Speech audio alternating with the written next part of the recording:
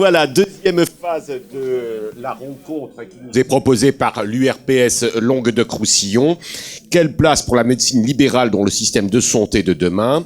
Et nous avons demandé, l'URPS, Jean Manet, le président, a demandé effectivement à Frédéric Bizard de traiter de cette question. Alors il va faire une approche au travers d'abord d'un diagnostic. Les économistes posent également, comme vous, mesdames, messieurs, les médecins, posent des diagnostics et puis ils essayent de mettre en évidence à la fois les défis, les enjeux et les défis qui se posent à la médecine libérale. Frédéric Bizard est professeur à Sciences Po. Alors ce que j'ai appris, c'est que Frédéric Bizard est également vétérinaire de formation, c'est ça, Frédéric Bizard? Entre autres, oui. Entre autres. J'ai démarré ma vie. Voilà. Et ensuite, il a effectivement, à la fois au travers de ses activités d'enseignant à Sciences Po, mais également de l'expérience qu'il a acquise dans de nombreuses universités. Voilà. Et nous écoutons, mais écoutez, tant pis pour mon micro, nous écoutons maintenant Frédéric Bizard et avec Pascal Beau, nous essaierons d'intervenir et de faire avancer la réflexion. On vous écoute. Bien, merci Pascal Morel, merci à Jean Manet de m'avoir invité à essayer de donner une perspective un petit peu à notre système de santé et en général. Un, deux, ça va là? Donner un peu de perspective à notre système de santé et à la médecine générale en particulier. Alors, je crois qu'il y a... je suis ravi qu'il y ait un peu toutes les composantes. J'ai vu qu'il y a l'État est là, Madame Marchand est là ou pas? Ah, comme je vais parler un peu de tout le monde, j'aime bien quand les gens sont là, mais c'est pas grave. Et puis, j'ai vu qu'il y avait des personnalités très importantes de médecine libérale, donc on va pouvoir faire un petit peu un point intéressant. Alors, mon collègue Patrick Osentoffel, avant, vous a expliqué un peu l'historique du modèle. Moi, c'est ce qui m'intéresse, les modèles des systèmes de santé. Tout ce que je vais vous dire là, je le tire d'une certaine connaissance, essayer d'acquérir une certaine expérience sur les systèmes de santé. C'est pas la vision du citoyen Frédéric Bizard, je pourrais la donner si ça vous intéresse, mais c'est pas ce qui nous intéresse. Donc c'est quand même une réflexion très systémique. Je le dis parce que elle peut donner l'impression d'être orientée, mais elle est quand même sur une réflexion. Ce qui m'intéresse, c'est d'avoir des modèles qui soient performants. C'est tout ce qui m'intéresse. Patrick a parlé du tiers payant généralisé. Pour vous montrer l'importance de comprendre les systèmes, il vous a parlé du modèle allemand avec le tiers payant généralisé. Vous savez qu'on sort souvent, mais regardez, les autres pays l'ont aussi. Regardez l'Allemagne, il y a la médecine libérale, et il y a un tiers payant généralisé. Seul problème, c'est quand on connaît un petit peu les systèmes. En Allemagne, vous avez une médecine libérale qui est institutionnellement intégrée dans le système, avec des unions régionales qui gèrent les dépenses de santé, qui gèrent les finances. Donc le tiers payant généralisé n'enlève en rien l'indépendance professionnelle des médecins, puisque c'est eux qui gèrent les dépenses. Pas eux qui fixent l'enveloppe globale, mais c'est eux qui gèrent les dépenses. En France, soit vous allez vers un modèle allemand, et vous pouvez conserver une médecine libérale, mais tiers payant généralisé, le problème, c'est pas le problème de paperasserie. Le problème, c'est qu'il n'y a plus de médecine libérale avec un tiers payant généralisé. Puisque vous pouvez pas conserver une liberté de prescription, une liberté d'installation, une fois que vous avez perdu votre indépendance financière. L'objectif central du tiers payant généralisé, c'est de faire disparaître la médecine libérale du système de santé français. C'est pas propre à ce gouvernement. Donc, parce qu'il y a une certitude, et il y a un diagnostic qui est biaisé à la base, c'est que une des raisons majeures pour lesquelles on dépense plus avec des résultats qui sont dans la moyenne, c'est qu'il y a trop de liberté dans le système. D'accord ? C'est qu'il y a trop de liberté auprès des patients, il y a trop de liberté auprès des médecins. Donc ça, l'administration centrale a fait déjà ce diagnostic il y a une vingtaine d'années, et tout ce qui se passe depuis 20 ans, c'est de permettre à l'État de contrôler en direct les dépenses de santé, et donc ceux qui en sont à l'origine de ces dépenses de santé, aussi bien assurés que prescripteurs. Donc oui, ce que je veux dire par là, c'est qu'il y a une certaine logique à ça, et si on accepte le tiers payant généralisé, on en survivra, mais on pourra pas, la médecine libérale n'en survivra pas comme médecine dominante, dans le système. Il y aura toujours des médecins libéraux, mais pas de médecins libéraux. Sur le plan systémique, c'est juste impossible. Voilà. Alors, on va voir un petit peu trois choses. Ah oui, c'est moi qui passe les slides, je crois. Vous voulez que je vous les passe ? Oh, bah, si le truc marche, ça va aller. Alors, je suis pas médecin, mais j'aime bien démarrer par un diagnostic. Donc, je vais vous proposer un diagnostic rapide du système. Ensuite, on va voir un peu les contraintes environnementales. On est dans une phase de changement radical comme l'humanité n'en a jamais connu. C'est vrai pour la santé, mais c'est vrai pour les autres secteurs. Mais la santé est particulièrement impactée. Ce qu'on appelle les phases de transition, où on passe d'un monde à un autre. Hein, ça, c'est arrivé un peu au XVe siècle, c'est arrivé un peu avant, mais là, c'est probablement encore plus brutal. Donc forcément, quand vous réfléchissez au système, vous êtes quand même obligé, sauf si vous êtes un idéaliste rêveur, de prendre en compte le principe de réalité. Puis troisième, je vous dirai ce que je pense pour sauver la médecine libérale, sachant que les 3 défis de la médecine libérale, ça c'est dans vos mains. Par contre, la refondation du système de santé, c'est pas uniquement dans vos mains, mais on ne le verra pas aujourd'hui parce que pas le sujet. Alors, le diagnostic, c'est un peu Janus. Je sais pas si vous connaissez ce dieu romain. Dieu a 2 têtes, hein, une tête vers le passé, une tête vers l'avenir. Vous avez deux faces que vous entendez dans des conférences comme celle-ci. Vous avez une face rose, une face noire. La face rose, c'est qu'on n'a jamais eu autant de moyens pour soigner les gens. On n'a jamais eu, aujourd'hui et demain, une période avec un potentiel d'innovation aussi important. On appelle les NBIC, nanotechnologie, biotechnologie, l'Internet et les sciences cognitives. Et ces 4 secteurs-là vont profondément impacter le secteur de la santé. D'autres secteurs aussi, mais en particulier le secteur de la santé. Donc là, on a ce qu'on appelle l'hyper-révolution, c'est-à-dire la confluence de plusieurs révolutions. On n'a jamais eu autant de moyens financiers pour soigner les gens. Vous savez qu'en 1960, on dépensait 3 points de PIB, 3 points et demi. Aujourd'hui, on dépense 12 points de PIB, 4 fois plus. Et de façon relative, hein, je parle de pourcentage de PIB. On n'a jamais eu autant de ressources humaines pour soigner les gens. Jamais eu autant de médecins, jamais eu autant de professionnels de santé. Ils n'ont jamais été aussi bien formés. Ils ont... jamais. D'accord ? Pourtant, face à ça, on a un tableau noir. Le système connaît une crise comme il a probablement jamais connue depuis le milieu du siècle dernier. Ces 2 diagnostics-là sont justes, sauf qu'ils ne peuvent pas vivre l'un sans l'autre. Mais quand vous avez 2 faces d'un même système aussi contradictoire, vous voyez bien qu'il y a un vrai problème d'adéquation du système à son environnement. Pas que notre système est mauvais, il a été réputé pour être le meilleur au monde, sur le plan systémique. Sauf qu'il n'est plus du tout en adéquation avec le monde d'aujourd'hui. Donc, tout ce qui est apporté comme ressources technologiques, humaines, financières, ne peut pas être optimisé dans un système qui n'est plus en phase avec la réalité d'aujourd'hui. Donc, il faut essayer d'adapter, de remettre sur des rails notre système. Ça, c'est la version Frédéric Bizard.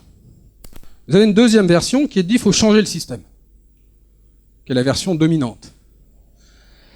Mais c'est pas parce que vous êtes minoritaire que vous êtes dans le faux. La version dominante, c'est de dire, la haute administration et beaucoup de mes collègues, c'est de dire ce système ne convient plus, le monde a changé, il faut le changer, et on va vers un modèle globalement à l'anglaise, avec probablement un petit peu du modèle américain avec les réseaux de soins conventionnés, comme ça on sera passé du meilleur modèle au pire des modèles que personne encore n'avait mis en place. Mais c'est quand même le chemin qu'on prend, puisque derrière le tiers payant généralisé, vous savez qu'il y a un deal avec la mutualité française pour derrière étendre les réseaux de soins conventionnés aux médecins. C'est écrit dans des PHFP, donc il n'y a pas de... Mais il faut juste, encore une fois, avoir les yeux grands ouverts et pas ensuite s'étonner de choses qui sont quand même dans les clous depuis un certain temps. Alors, la crise profonde, faut la comprendre. Vous avez 4 crises. Très pratique de se le mettre là, il n'y a pas un truc qui soit moins... Bon. Alors la première des crises, c'est une crise d'efficacité. Il est clair qu'avec 12 points de PIB, on pourrait se permettre, d'exemple, de réduire les inégalités sociales de santé. Notre système ne le fait pas, ou très peu. Si vous regardez l'écart d'espérance de vie à 35 ans des hommes cadres et ouvriers, c'est 6,3 ans. C'était 6 ans en 1980. Donc c'est encore le pire, c'est que la tendance est plutôt à la hausse. L'écart d'espérance de vie sans incapacité cadre-ouvrier, c'est 8 ans. Indice relatif d'inégalité en cancer, c'est près de 2 chez les hommes ouvriers, c'est-à-dire qu'ils ont 2 fois plus de chances, etc., etc. Alors, de malchance, oui, de risque, pardon. Alors, ça, c'est un tableau assez logique par rapport à notre système, qui n'a pas été pensé pour travailler sur les inégalités sociales de santé, puisqu'il a été pensé pour intervenir en aval du risque, c'est-à-dire sur le soin. Contrairement à ce qu'on entend tous les jours, il n'y a pas d'inégalité, ou très peu, d'inégalité sociale par rapport aux soins. Mais il y a une forte inégalité sociale par rapport à la santé, mais qui sont générées en amont de la maladie. D'accord ? Vous savez que les systèmes de soins, les systèmes de santé, ne sont responsables que pour 15 à 20% de l'état sanitaire d'un pays.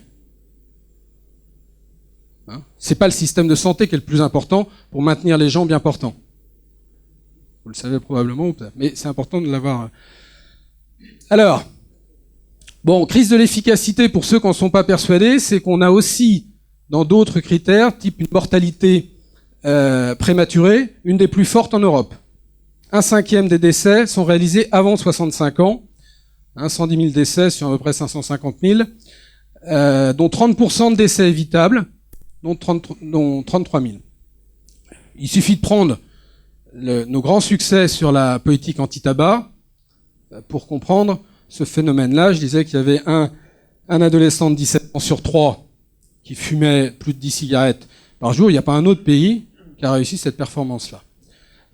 Mais faut pas, comme on s'occupe que des producteurs de tabac et pas des assurés, qu'on pense que probablement qu'il vaut mieux interdire plutôt que rendre les gens actifs, on va dire, pour pas utiliser des mots qui fâchent. Tant qu'on aura cette logique-là, on risque pas d'inverser la courbe. Mais enfin, on est quand même aujourd'hui les seuls à avoir. Non, il y a la Grèce qui est avec nous sur ce critère-là. Mais tout ça a des conséquences très importantes et des conséquences pour vous, parce qu'on verra que si on n'arrive pas à réduire la morbidité, on n'arrivera pas à vous payer convenablement et on n'arrivera pas à traiter tout le monde de la même façon, donc à conserver notre système solidaire.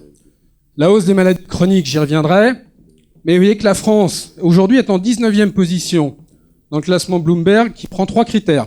Qui prend l'espérance de vie, qui prend les dépenses par habitant, les dépenses en pourcentage de PIB.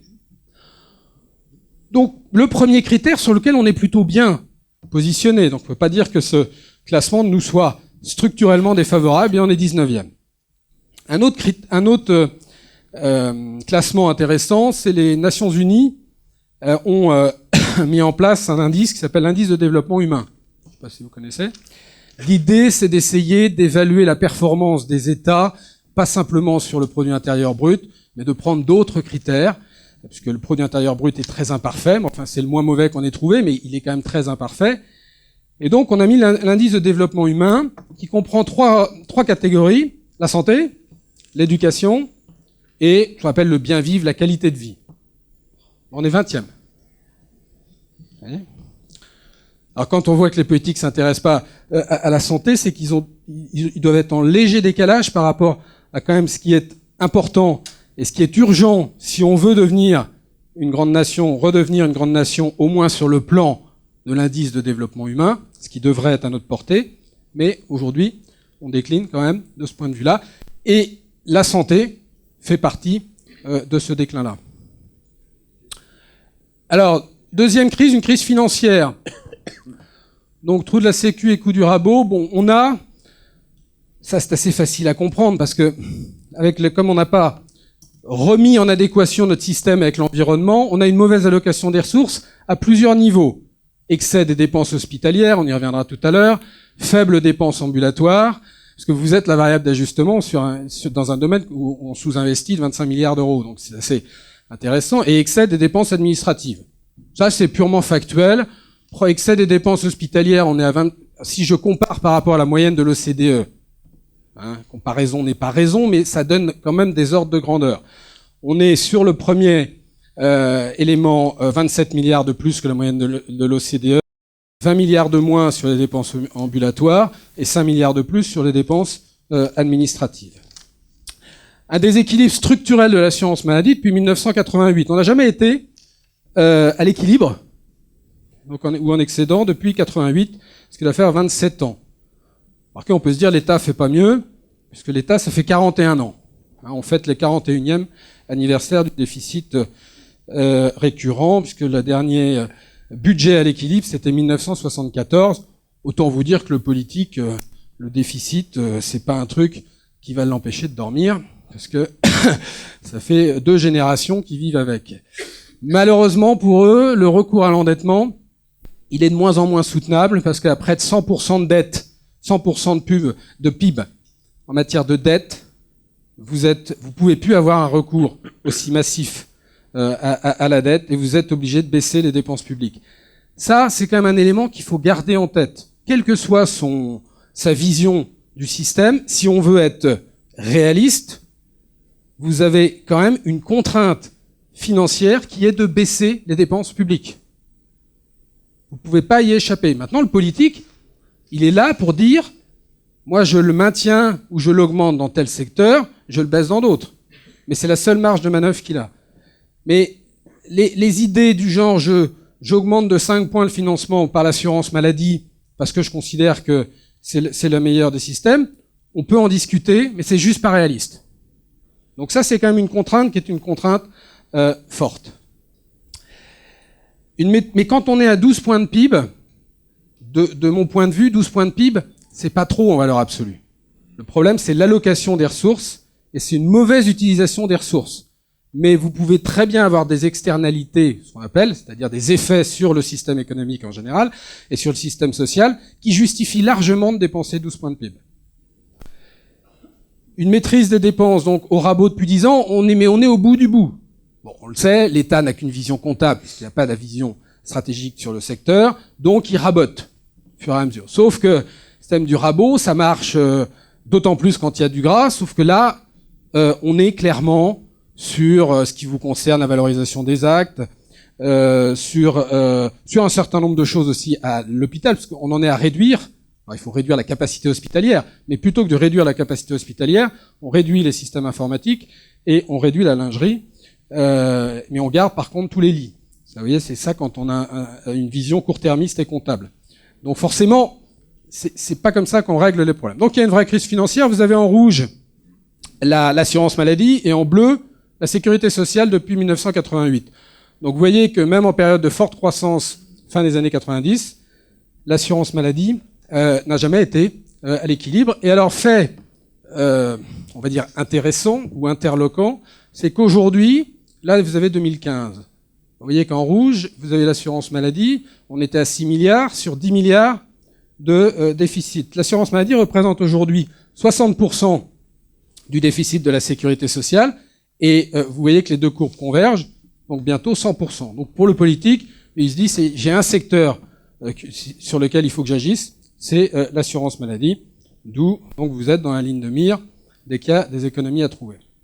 Alors, cette crise financière, quand je parlais de problème d'allocation de ressources, là vous l'avez là, vous avez la France ici, l'OCDE, vous avez en bleu les soins hospitaliers, en rouge les soins ambulatoires. C'est la part des dépenses dans les dépenses totales. D'accord ? Vous voyez qu'en bleu, donc pour la France, pour les soins hospitaliers, vous êtes à, vous le voyez pas, mais je sais pas pourquoi c'est pas très bon, vous êtes à 38, d'accord ? Contre 28 pour la moyenne de l'OCDE. Vous voyez que cette barre bleue, on est le seul pays, là vous avez l'OCDE, là vous avez la Suède, on est le seul pays pour lequel elle est nettement plus élevée que la barre rouge qui représente les soins ambulatoires. Et les soins ambulatoires, vous êtes à 22% contre 32% en moyenne de l'OCDE. Ça, donc, ce que vous pouvez dire, c'est que vous avez la médecine de ville française et la médecine de ville la plus coût-efficace au monde. Vous voyez qu'il n'y a pas un autre pays qui arrive avec aussi peu de dépenses en médecine ambulatoire à produire des résultats qui sont reconnus en matière d'accessibilité et de qualité. Et par contre, on a une médecine hospitalière qui coûte la plus chère au monde en termes de pourcentage de dépenses. Donc ça, c'est factuel. Hein. Alors, troisième crise de la gouvernance. Les pères fondateurs du système ont été très avant-gardistes, puisque vous savez qu'aujourd'hui on parle beaucoup de démocratie participative, on sait qu'avec notamment le développement du numérique, avec le niveau d'éducation qui a augmenté, vous pouvez toujours essayer de décider tout seul dans votre coin, dans un ministère, mais le mieux, c'est de faire participer le citoyen au maximum dans les décisions publiques. Eh bien, ils y avaient pensé bien avant l'heure, puisqu'on a une gouvernance bicéphale, avec un État qui a des prérogatives spécifiques, et une assurance maladie, avec la gestion paritaire, qui avait le pilotage opérationnel du système. D'accord ?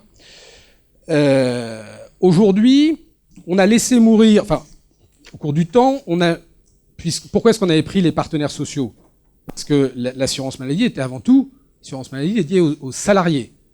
Donc, quelque part, les financeurs étaient ceux qui étaient représentés autour de la table. Il est évident qu'avec l'universalisation du système, les syndicats à juste titre, ont une place autour de la table, mais ils ne peuvent pas être les seuls, parce qu'ils ne représentent qu'une partie des assurés. Donc on a laissé mourir la gestion paritaire. Et on a repris l'étatisation croissante qui est réalisée depuis, on va dire, ce sont les ordonnances Juppé qui ont vraiment été, de façon institutionnelle, de façon législative, le coup de départ véritablement d'une reprise en main par l'État. Mais globalement, ça s'est traduit par une inflation bureaucratique et administrative, c'est assez normal quand l'État intervient, une déresponsabilisation des instances locales et régionales. Alors, je pense beaucoup de bien des ARS, sauf que dans le sens où c'est bien d'avoir une transversalité dans l'outil administratif de la gestion de la santé. On peut plus gérer la santé d'un côté, l'hôpital de l'autre, la ville. Sauf que ça serait encore mieux si, les ARS étaient autonomes, parce que là, je vous dis pas, il y en avait 26 qui étaient au garde à vous devant le pouvoir central. Maintenant, il n'y en a plus que 13. Ça va être encore plus facile pour accélérer un petit peu faire mettre en pratique la volonté de l'État. Donc, elles sont pas indépendantes. 2, elles sont plutôt hospitalo-centrées dans leur grande majorité. Et 3, on leur donne des missions qui ne devraient pas être les leurs. Quand on est pour une gouvernance bicéphale à la française, quand on est pour une gouvernance étatique, mais la loi de santé, mais c'est pas la première étape, évidemment, transfère une partie des prérogatives qui étaient avant dédiées à l'assurance maladie aux ARS, qui ont à la fois, encore une fois, tout pouvoir et aucun pouvoir. Parce que le vrai pouvoir, il est en haut. Quand je critique les systèmes, c'est vraiment les systèmes. Maintenant, il peut arriver que dans certaines régions ou dans certaines circonstances, les hommes ou les femmes compensent l'insuffisance des systèmes. Donc ce que je dis, je suis tranquille pour vous dire que c'est vrai dans la majorité des cas, mais vous avez certainement des régions où vous avez des gens plus éclairés que la moyenne qui compensent ce défaut systémique que je viens d'évoquer. On a un État sans vision et sans stratégie. Moi, encore une fois, quand je dis ça, c'est quand je lis la loi, par exemple la dernière loi de santé. Je veux dire, c'est affligeant d'absence de réflexion. Alors, on pourrait être pas d'accord, mais le problème c'est que vous n'allez pas être pas d'accord ou d'accord. Il y a rien. Il n'y a pas une réflexion. Il y a pas. C'est juste, voilà, l'État maintenant opère en direct projet de santé. Pourquoi pas? Il veut en faire quoi, l'État? Vous savez, il y a un rapport qui est sorti cette semaine là sur la PDS, permanence des soins. Vous avez deux esprits brillants, Le Morton et Dor, qui ont réfléchi longtemps, j'espère pas trop longtemps quand même, et qui sont arrivés à la conclusion que finalement la PDS ça allait pas, il fallait que l'État la gère en direct. Bon. Donc, c'est le genre de truc. Alors, c'est vrai que quand on voit comment sont gérés les hôpitaux publics depuis 50 ans et comment est géré le développement professionnel continu depuis 2010, on peut être rassuré sur le fait que si l'État reprend en main la PDS, tout va aller mieux. Mais voilà, vous voyez, ces espèces de... Je sais pas si c'est des astuces, mais il faut prendre les gens pour des imbéciles pour faire des choses comme ça. Putain, mais qu'ils l'annoncent. Moi, ça me dérange pas qu'on assume une politique étatiste, mais il faut l'assumer. Le seul problème, c'est que, comme ils savent même pas où ils vont, ils savent juste qu'il faut qu'on reprenne la main, parce que de toute façon, nous, l'administration, on sera plus en mesure de contrôler les dépenses. Ça, c'est la ligne. Mais comment on fait, comment on réorganise le système, ils n'en ont aucune idée. Parce qu'encore une fois, un système, ça a sa logique. Si vous changez les règles du jeu, il faut changer le système. Et là, on pourrait discuter. Mais on ne peut pas discuter de façon globale avec eux, parce que c'est juste, on reprend la main, et puis petit à petit. Donc en fait, on décompose le système. On a un système qui est en un état de décomposition, parce que chaque mesure, en fait, dérègle notre système tel qu'il avait été pensé. Vous voyez, c'est le... Après, c'est pour ça que j'ai essayé de réfléchir sur comment, parce qu'une fois qu'on dit ça, c'est comment est-ce qu'on fait passer notre système dans le 21e siècle. Parce que je vous ai dit, il y avait un décalage. Donc ça, c'est les travaux que j'ai menés, et je sortirai en septembre un livre là-dessus, mais voilà. Et vous verrez que c'est pas la révolution. C'est moins la révolution que le changement de système. Voilà, donc il n'y a plus de pilote dans l'avion, et on est sur la recherche de boucs émissaires en permanente. Et c'est vrai que dans les boucs émissaires, vous êtes quand même assez souvent cités. Il y avait les indemnités journalières encore cette semaine. J'étais invité par 2 médias, là, fallait parler, parce que la CNAM, là aussi, avait dû passer pas mal de temps à réfléchir sur le truc, et s'est dit, ça augmente de 500 millions par an, hein, tout le temps. On est à 13 milliards, depuis 10 ans, ça augmente de 500 millions par an. Et c'est le marronnier de la CNAM. Hein. À chaque fois, ils disent, bon, là, il va falloir qu'on resserre la vis, et puis qu'on renforce les contrôles. Ça va pas, c'est pas possible. Bon, donc, on ressort ça, donc on va exercer plus de pression sur les médecins, et puis, comme on a quand même un peu réfléchi, on va plutôt s'occuper des gros prescripteurs, cette fois-ci. Bon. Alors, donc, ils sortent un communiqué de presse tous les ans, la presse reprend, et donc vous avez affiché reprise en main ou resserrage de vis sur la prescription des médecins. Qu'est-ce que ça veut dire, ça? Parce que, toujours un message derrière ça. C'est qui sont les responsables de ces indemnités journalières quand vous êtes le Français de base qui lisait ça? Vous dites le problème, il vient de la prescription des médecins. Bon. Donc, qu'est-ce que derrière ça sous-entend? C'est que le problème, il vient de la liberté de prescription des médecins. Vous voyez? Alors, il est évident qu'il faut contrôler l'exercice, il faut contrôler les abus. Mais si vous pensez rendre efficace un système en vous occupant uniquement des abus, c'est que vous n'avez pas beaucoup pensé. D'accord? Donc, il faut en effet contrôler les prescriptions lorsqu'elles dérivent de la normale. Je rappelle quand même que l'état sanitaire de la France n'est pas, parce qu'on me disait, mais dans le Nord, il y a plus de trucs, il y a plus d'IG que dans le Sud. Enfin, sauf qu'il y a 5 ans d'espérance de vie de plus dans le Nord qu'à Paris. L'état sanitaire des gens qui vivent dans le Nord, il n'est pas tout à fait le même que l'état sanitaire des gens qui vivent à Paris. Donc c'est assez normal qu'il y ait un peu plus d'indemnités journalières dans le Nord. Ensuite, on est passé de 3 millions de pathologies chroniques en 90, enfin d'affections de longue durée, à 10 millions aujourd'hui, on va être à 13 millions demain. Donc je peux vous annoncer qu'on va vers une hausse des indemnités journalières longues, durablement. Donc qu'est-ce qu'on fait? Si on s'occupe que des abus d'un certain nombre de médecins, on m'accorderait qu'on va rien régler. Mais vous voyez comment on entretient une petite musique, et là je reviendrai sur alors qu'est-ce qu'on fait?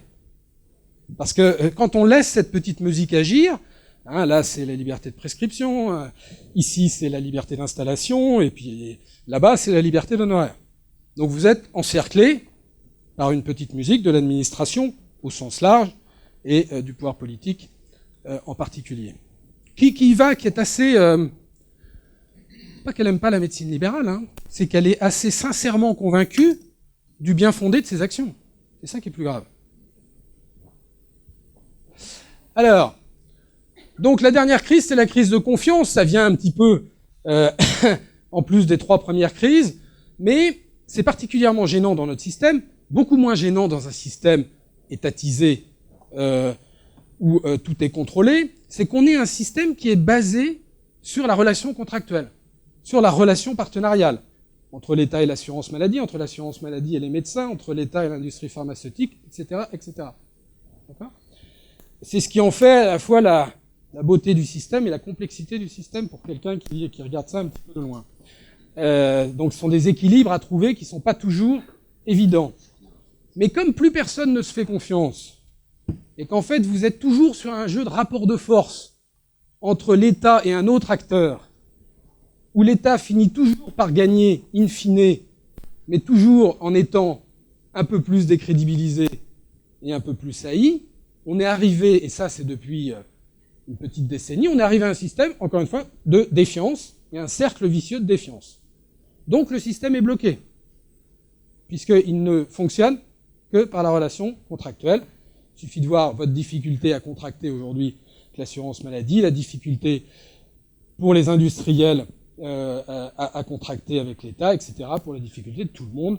Les liens entre l'assurance maladie et l'État, ça a été simplifié, puisque aujourd'hui le directeur de l'assurance maladie est plutôt le directeur de cabinet de la ministre, mais ce qui n'empêche que ça règle pas le problème. Bon, donc on est crise profonde du système associée à une gouvernance défaillante qui fait que chacun se rejette la responsabilité. C'est bien connu, hein, des sociologues ont beaucoup travaillé là-dessus. Vous savez que les deux mamelles de la défiance dans notre société, parce que vous savez qu'on est le pays où, à l'internet, quand il y a des sondages internationaux, où vous avez le plus faible taux de bonheur, ou un des plus faibles taux de bonheur, et où il y a une défiance dans les institutions, dans le marché, hein, qui est une des plus élevées des pays au monde. Mais après l'Afghanistan, après, enfin, on est 170e, c'est truc. Et ce qui explique ça, c'est principalement deux choses qui sont l'étatisme et le corporatisme. C'est très bien dit par deux brillants collègues qui ont écrit une chose qui s'appelle, je sais plus, le cercle de la défiance ou autre, mais pas mal de sociologues ont travaillé là-dessus. Donc, Cahuc a pas mal bossé là-dessus, et c'est extrêmement intéressant. Donc, autant vous dire qu'on a déjà du corporatisme dans la profession, on y ajoute l'étatisme dans le système, vous voyez un peu où on va finir. Mais enfin, on y est déjà. Hein. Alors, l'environnement. Donc, je vous ai dit, on a changé de monde. Jusque-là, c'est difficile. Enfin, je veux dire, je ne suis que sur des faits. Hein. Encore une fois, je n'interprète pas. Et là, je vais être encore que sur des faits. Vous avez une triple transition, une triple mutation. La première, elle est démographique. Et c'est beaucoup plus subtil que ça en a l'air d'interpréter l'impact démographique sur le système de santé. Vous avez un vieillissement de la population à un rythme qu'on n'a jamais vu dans l'histoire de l'humanité. Vous avez 5% de personnes qui ont plus de 80 ans aujourd'hui. C'est-à-dire qu'on a mis toute l'histoire de l'humanité pour arriver à faire vieillir les gens au-delà de 80 ans dans une proportion relativement importante, en tout cas dans 5% de la population. En 30 ans, on va plus que doubler ce pourcentage de la population, on va passer à 11%. Okay ? Le vieillissement en France, ce qu'on appelle le vieillissement, c'est l'augmentation de la part de la population, on va dire, de plus de 65 ans. Le vieillissement en France se caractérise surtout par un vieillissement vers le grand âge. Si on prend la population de plus de 65 ans, on sera dans la moyenne en 2050, à peu près 26-27% de la population. Donc, on n'est pas un pays avec un vieillissement excessif au sens large. Vous avez, prenez l'Espagne, l'Allemagne, le Japon, ils seront à 36-37%. D'accord ? Alors, so what ? Population vieillie. Quand vous êtes dans un café et que vous dites, oh là, qu'est-ce que vous pensez des dépenses de santé ? Et oh là, vieillissement de la population, c'est l'explosion assurée. Bon. Est-ce que vous savez quel est le principal responsable de la hausse des dépenses de santé ?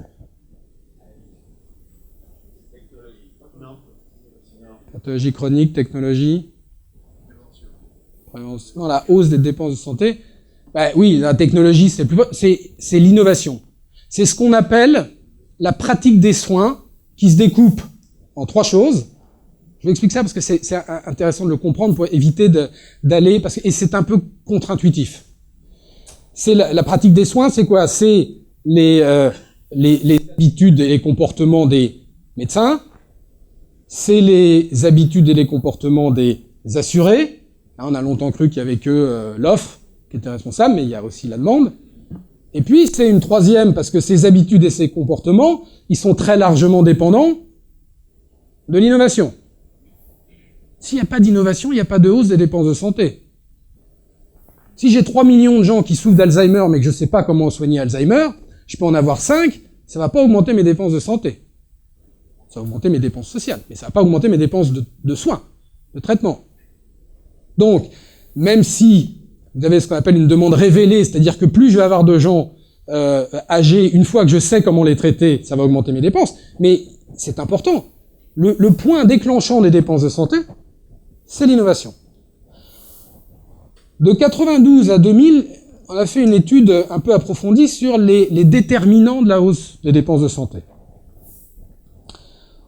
Les dépenses de santé ont augmenté de 54% sur cette période. Sur ces 54%, vous aviez 58% de hausse qui étaient liée à l'innovation, 3% de hausse qui étaient liée à la hausse de la population, 3% de hausse qui était liée au vieillissement. Donc là, on est à 64 contre 54. Vous dites qu'il y a un problème. Mais c'est que vous avez un déterminant qui fait baisser les dépenses, et ça a été dit tout à l'heure, mais c'est le raisonnement inverse qu'il faut avoir, c'est la baisse de la morbidité. Parce que le profil sanitaire d'une personne âgée de 65 ans aujourd'hui, vous qui êtes médecin, ça vous a... il était quand même légèrement différent du profil sanitaire de la personne de 65 ans d'il y a 20 ans. Donc en fait, il y a une compression de la morbidité. Et c'est pour ça que nos dépenses de santé n'ont pas explosé ces dernières années, alors que la population augmente, alors que le vieillissement augmente. C'est qu'en fait, c'est un rajeunissement. Et que pour que les systèmes de santé soient soutenables, c'est-à-dire qu'on puisse les financer, en gros, c'est le seul moyen dont on va disposer si on veut conserver des systèmes solidaires avec une égalité d'accès aux soins pour tous, dans les mêmes conditions. D'accord ? Donc, ça, il faut un petit peu l'avoir en tête, c'est qu'on a une compression de la morbidité, parce qu'il faut savoir qu'une personne bien portante à 80 ans, elle ne dépense pas plus qu'une personne bien portante à 30 ans. Mais bien portante, avec le même profil sanitaire. Il n'y a pas de raison. Vous êtes d'accord ?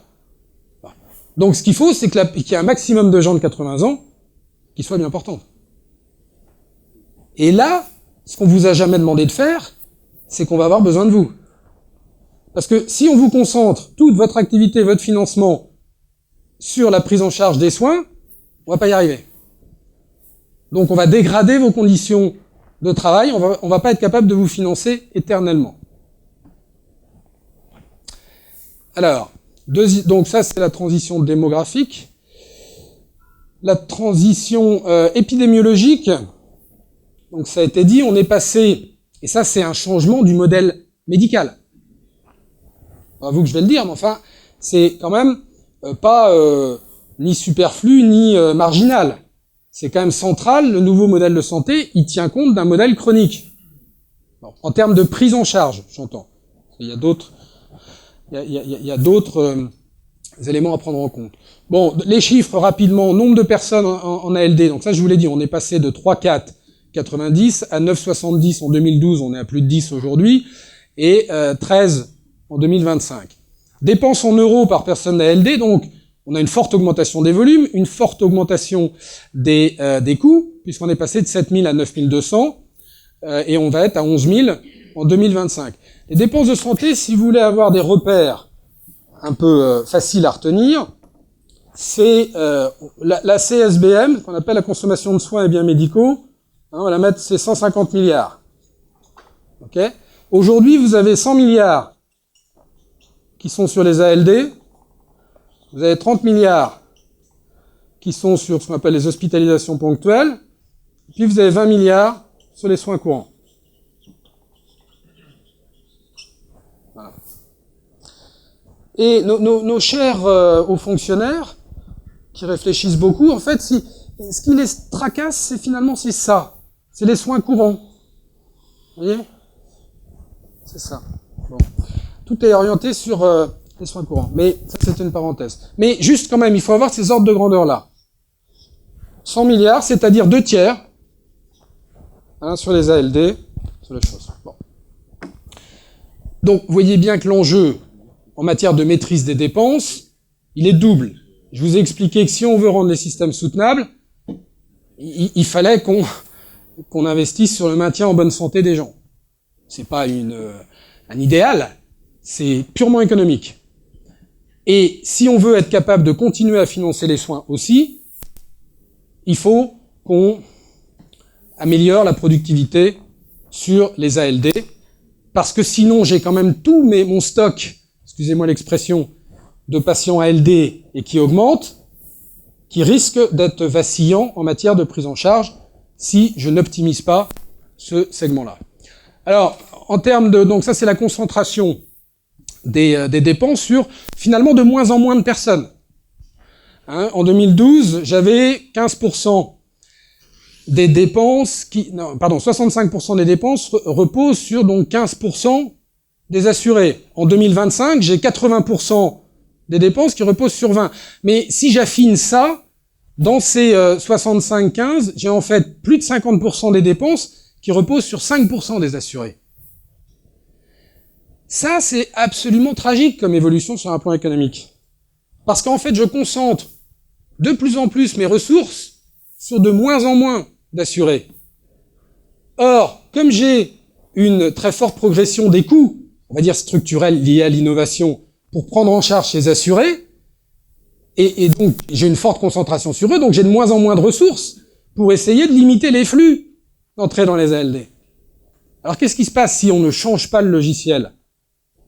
Il se passe que je vais être de moins en moins capable, et donc je vais creuser les inégalités là où elles ne sont pas encore aujourd'hui, mais sur la prise en charge des patients chroniques.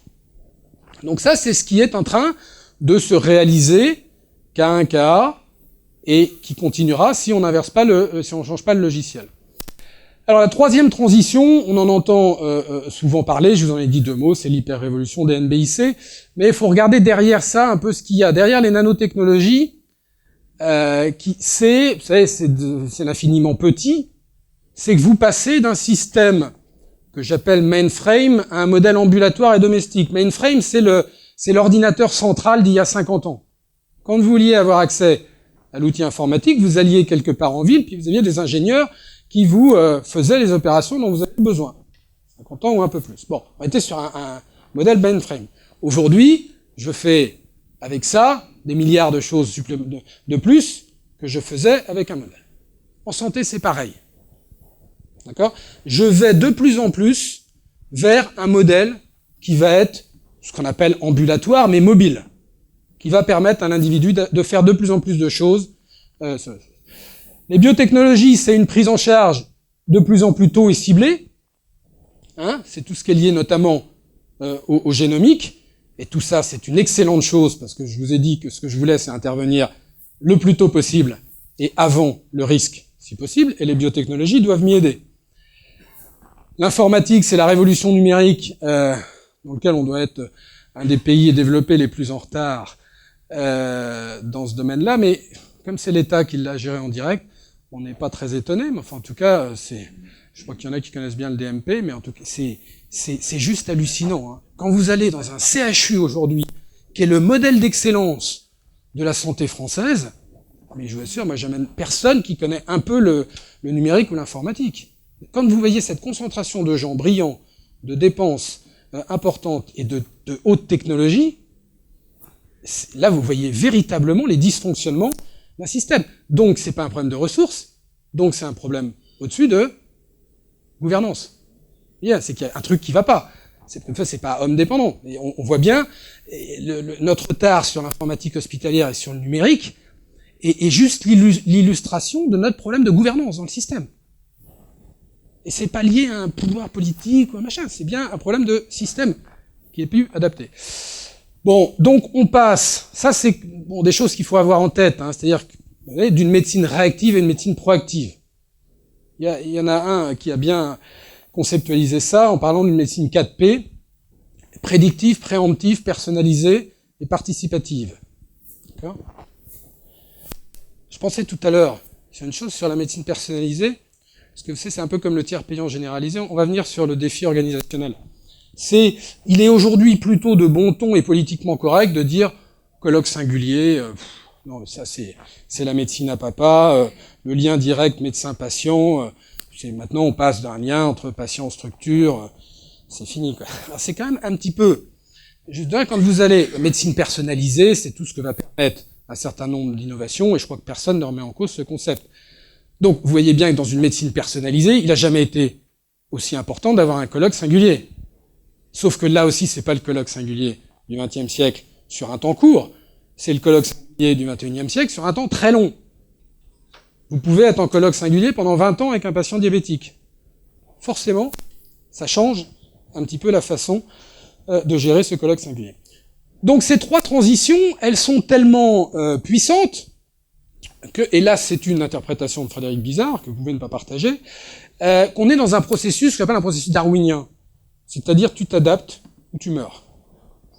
Hein, c'est tellement profond comme changement sur les systèmes que véritablement je pense qu'on est dans cette phase-là. Et je crois que c'est important d'en avoir conscience parce que beaucoup n'en ont pas conscience. Et c'est normal.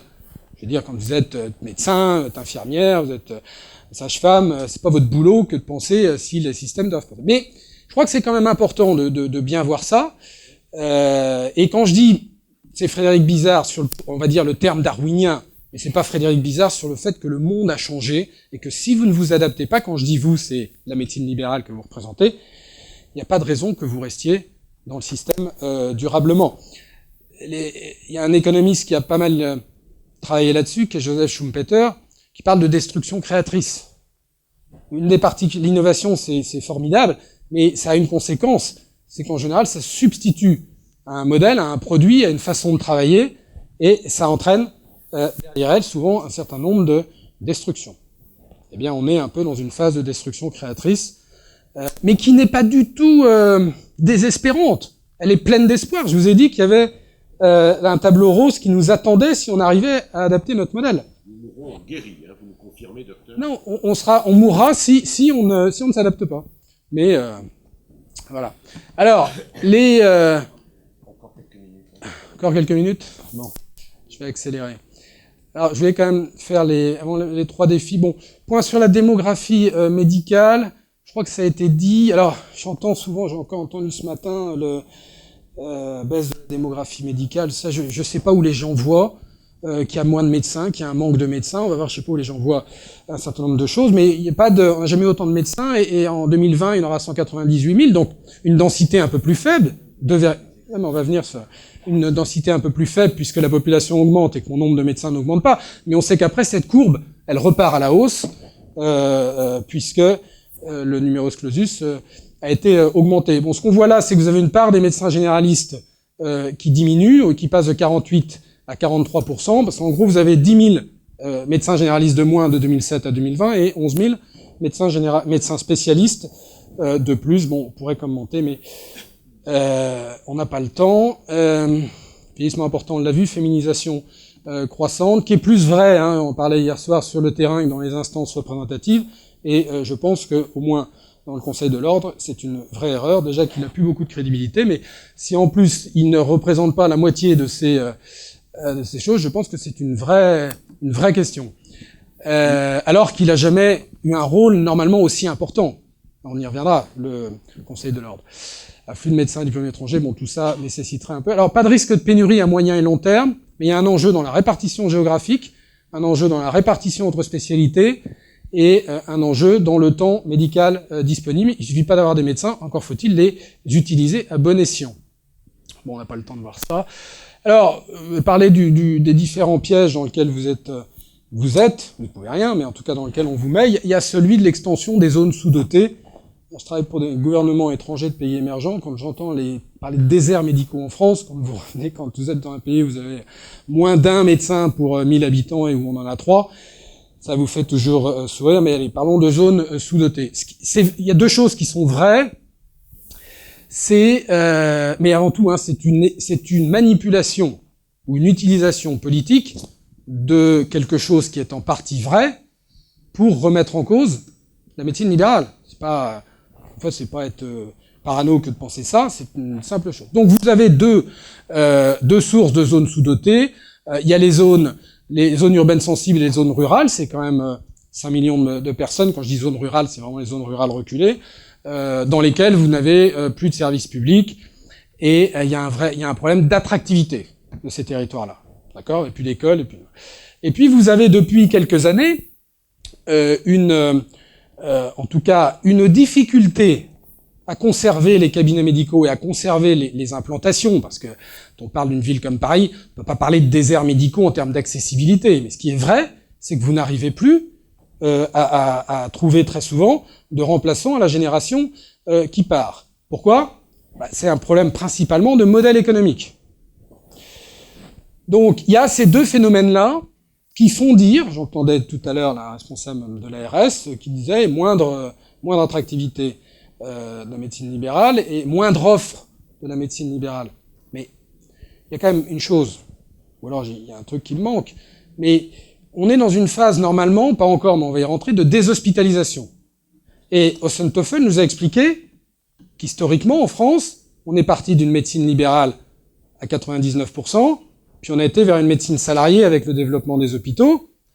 Donc la déshospitalisation, c'est-à-dire, elle donne un boulevard à l'exercice libéral.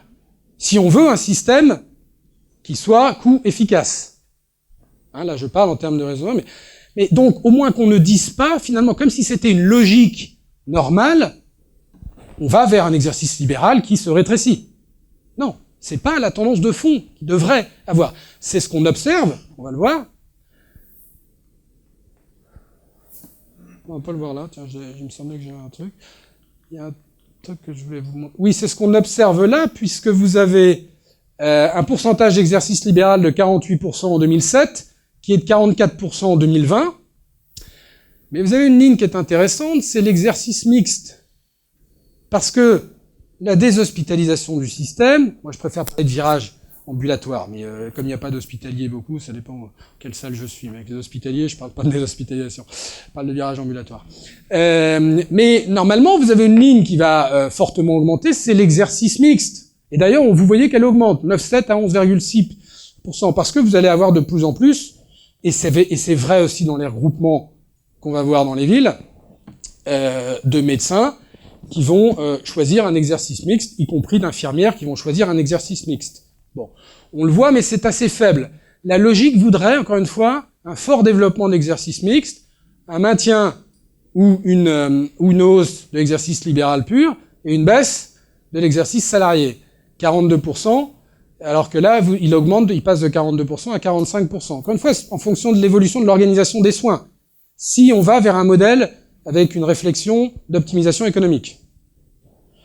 Donc, encore une fois, ne vous laissez pas intimider par les grands dictates d'administration qui disent, bon, de toute façon, il faut réduire le... Si vous réduisez la part de l'exercice libéral dans le modèle qu'il faut mettre en place, vous réduisez l'efficacité économique du système. Maintenant, ce n'est pas uniquement la responsabilité de ceux qui nous dirigent, c'est aussi la vôtre. Parce que s'il y a moins d'exercice libéral, c'est parce qu'on n'a pas adapté suffisamment l'exercice libéral au nouveau monde. Et j'espère que vous ne comptez pas sur l'État pour vous aider à l'adapter, alors que tous les jours, vous réclamez d'en être affranchi. Donc il y a une responsabilité partagée. C'est la chose. C'est clair que pour que l'exercice libéral perdure et se développe, il faut, un, que vous l'adaptiez au nouveau monde, et deux, que le système qui est à refonder donne une place et permette à l'exercice libéral de s'emboîter, comme ça a été le cas au XXe siècle. Mais tout ça, enfin vous le savez mieux que moi, et Patrick l'a bien... tout ça, ça se fera dans un contexte de crise. Malheureusement, ou à la limite, peu importe. Mais l'histoire du système de santé français a toujours montré que de toute façon la relation entre la médecine libérale, entre l'exercice libéral et l'État a toujours évolué dans une logique de crise. Donc c'est pas très grave qu'il y ait une crise. Sauf que, encore une fois, attention, ne rejetez pas toute la responsabilité sur l'État, n'attendez pas que l'État vous déblaye le terrain pour le faire, et surtout n'attendez pas que l'État vous donne des solutions pour refonder la médecine libérale. Alors vous avez trois défis, et puis on en discutera peut-être. Vous avez un défi organisationnel. Vous pouvez pas avoir une organisation des soins dans le monde nouveau dans lequel je vous ai dit qu'on était et qu'on allait, similaire à l'organisation des soins du XXe siècle. Enfin, c'est même pas possible. C'est quoi l'organisation des soins? C'est qui fait quoi? Comment je m'installe? Quel est mon rôle véritablement? de soignants, tout ça, ça doit évoluer. Alors, vous allez me dire, ça a déjà quand même pas mal évolué. Quand on regarde la photo aujourd'hui, 50% des médecins sont en groupe monodisciplinaire. Donc, je veux dire, le regroupement des médecins, ça fait longtemps que vous l'avez compris et que vous avez commencé à vous regrouper. Bon. 29% en exercice individuel. On peut considérer que ça, c'est plutôt beaucoup par rapport au contexte d'aujourd'hui, même si je pense qu'on aura toujours besoin, si on veut couvrir efficacement le territoire, de médecins qui soient en exercice individuel. Parce que vous savez, quand vous vous regroupez, vous augmentez en principe légèrement la qualité de vos soins, mais vous diminuez l'accessibilité pour la population.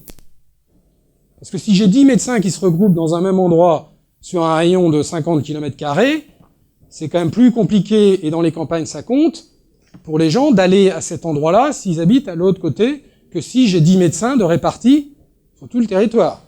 Bon. Il y a un autre phénomène, c'est que les économies d'échelle, il y a des phénomènes de seuil. Quand vous regroupez jusqu'à 4, 5, 6 médecins, vous diminuez les coûts administratifs par médecin. Mais au-delà, ça augmente. Donc, attention, il n'y a pas une seule vérité, et il n'y a certainement pas comme seule vérité, regroupez-vous tous dans des maisons de santé pluridisciplinaires ou monodisciplinaires. À la limite, ça, c'est une erreur de raisonnement qui est malheureusement assez fréquente. Alors, l'évolution des formes d'exercice, il y a les centres de santé à vocation sociale, ça c'est depuis la fin du 19e siècle. Alors, on peut avoir une vision très sociale, ou uniquement sociale de la santé, et rêver à ce que notre territoire soit couvert de centres de santé. C'est ce que certains rêvent, mais je suis pas sûr qu'on aura fait progresser les choses. Des cabinets de groupe, on l'a vu. Un mot sur les cliniques, parce que j'étais assez frappé par l'attitude des instances représentatives de ces cliniques au moment de la loi de santé. Et la clinique, de mon point de vue, en tout cas, mais faut pas me tromper là-dessus, c'est quand même une extension du modèle libéral. Le modèle libéral, c'est un modèle entrepreneurial libéral sur lequel certains médecins dans les années 50 et 60 ont poussé le modèle jusqu'à en faire des cliniques. Mais vous enlevez la médecine libérale, vous avez les 2/3 des cliniques. Ils ne dépendent, sur le plan économique, j'entends, que de la vivacité, de la force de la médecine libérale.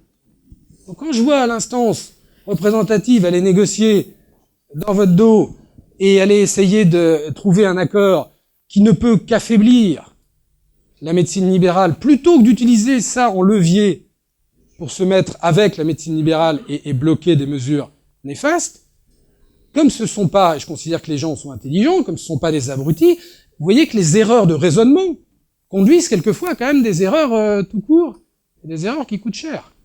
Et on a vu le résultat d'ailleurs. Ah mais c'est un fait, hein, c'est voilà. Donc voilà. Mais voilà, c'est pas que les gens sont mauvais ou pas, c'est des voilà, il faut comprendre les systèmes quoi. Bon, défi organisationnel, bah écoutez, on en reparlera, il faut mais bon, on n'a plus de temps là. Non, j'aimerais que l'on discute. Bon. J'aimerais que bon, terminer sur les deux mais rapidement les têtes de chapitre. Alors bon, il y a promouvoir alors l'évolution des modes d'installation. Comment est-ce qu'on réfléchit? On ne se lasse pas de Frédéric Bizarre, mais enfin, il parle depuis une heure. Hein. Je parle depuis une heure, mais c'est court. Une heure. C'est court, hein. Voilà.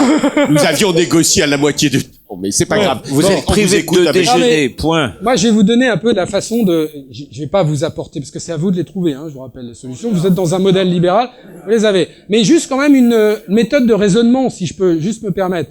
Vous avez une évolution inéluctable qui doit être vue comme une opportunité plutôt d'insuffler un nouveau souffle qui est nécessaire à l'exercice libéral que comme une menace. Ça, c'est déjà une première chose.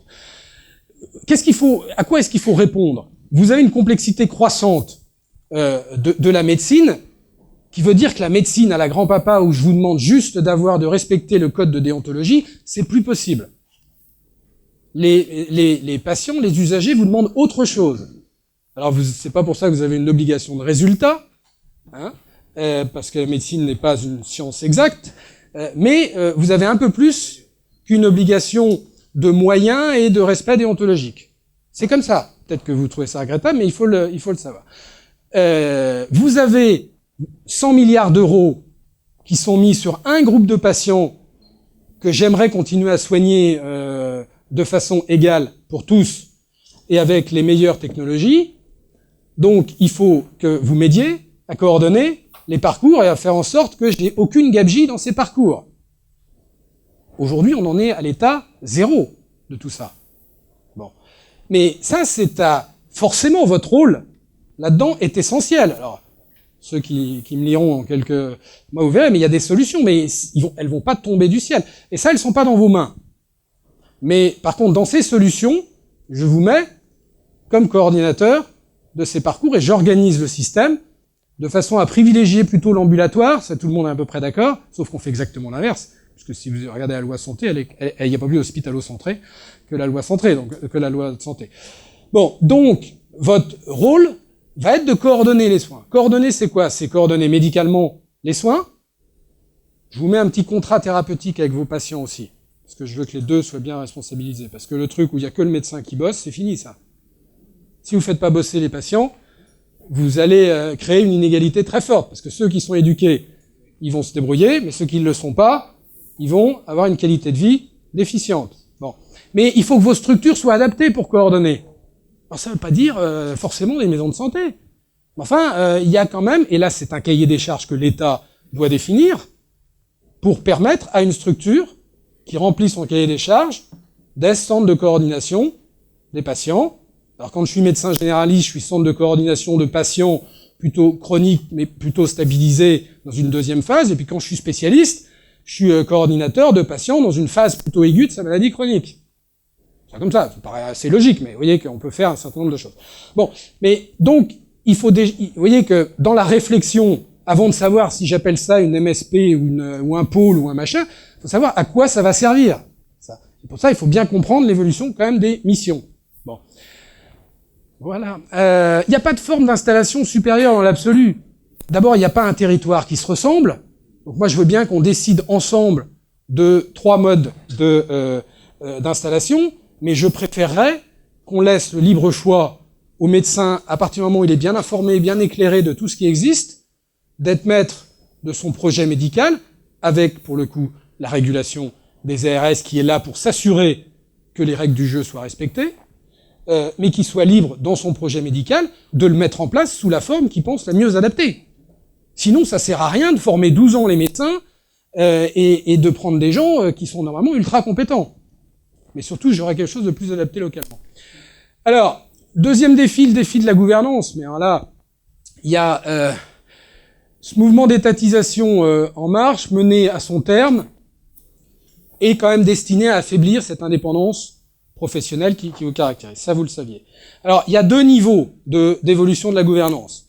Il y a un niveau, on va dire, central, national, avec repenser une gouvernance bicéphale, avec l'État qui a ses prérogatives. C'est quoi ses prérogatives? C'est faire la stratégie, ce qui fait pas, faire la régulation, ce qui fait mal, il suffit de voir les complémentaires santé, et assurer un rôle d'opérateur dans certaines fonctions régaliennes.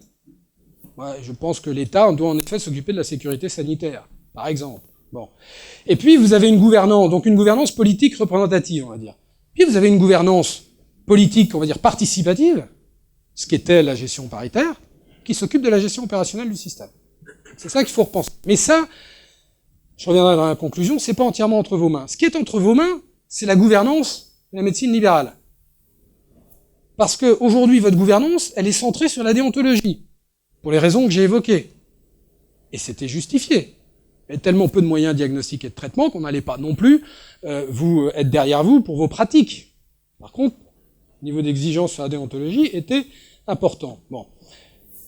Je pense que c'est pas être excessif que de dire que même cette gouvernance sur la déontologie, c'est pas véritablement amélioré, ou tout du moins c'est pas adapté au nouveau monde. Mais surtout, vous avez besoin d'élargir cette gouvernance vers la qualité des pratiques médicales. Avec la complexité aujourd'hui de tout ce qui est à votre disposition pour diagnostiquer et soigner, il y a absolument besoin d'une instance qui régule ça, mais dans l'intérêt du médecin. Et moi, je pense que c'est mieux si c'est vous qui le faites. D'accord ? Mais si vous le faites pas, vous tracassez pas, l'État va le faire. Et l'État se prépare à le faire. Ce qui n'est pas anormal.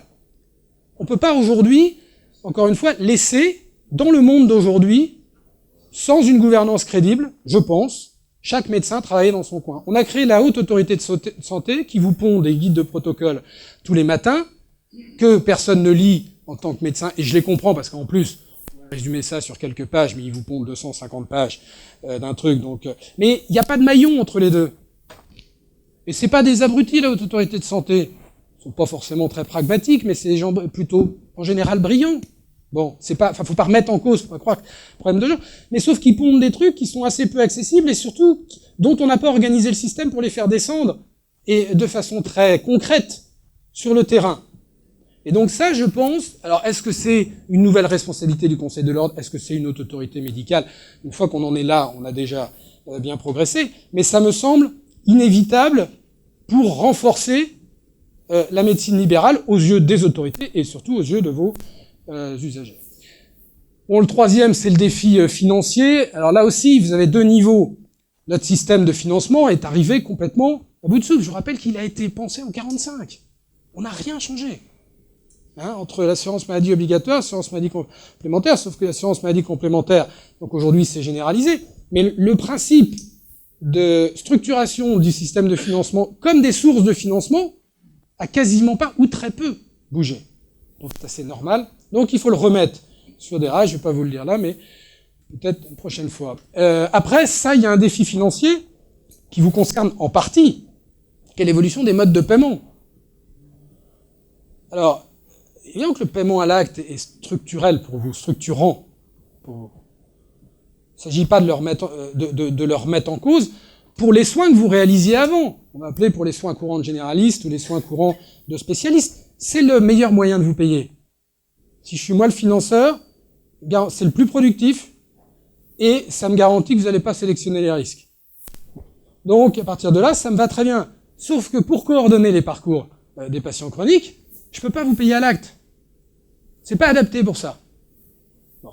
Pour les médecins généralistes auxquels je donne une mission de maintenir sa patientèle bien portant, parce que je vous rappelle que si vous pouviez décaler l'âge d'arrivée des maladies de 70 à 80 ans, ça m'aide à garder mon modèle en vie.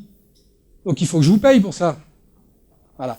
Et ces deux dernières missions, qui sont de mon point de vue incontournables, encore une fois, je peux pas les payer avec le paiement à l'acte, mais il y a des moyens pour le faire. On va pas rentrer dans le détail. Alors en conclusion, donc il y a une refondation à mener sur l'ensemble du système de santé pour l'installer dans le XXIe siècle.